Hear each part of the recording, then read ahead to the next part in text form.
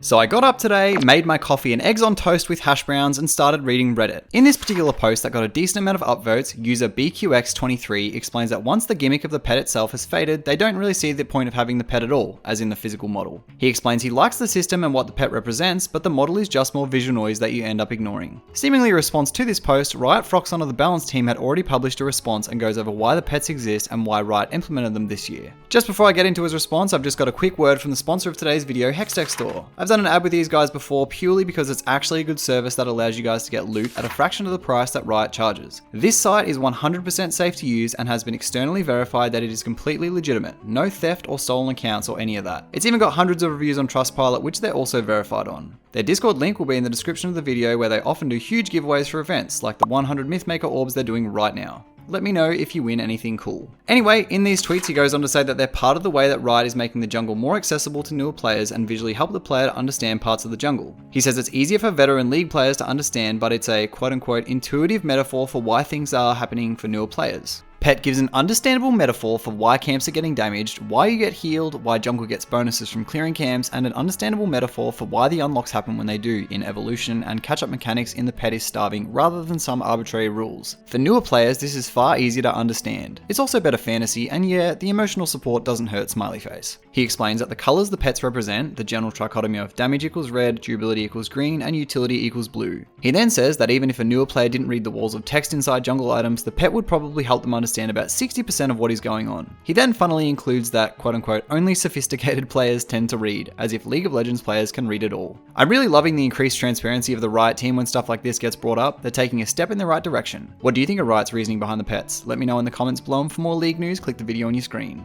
Bye!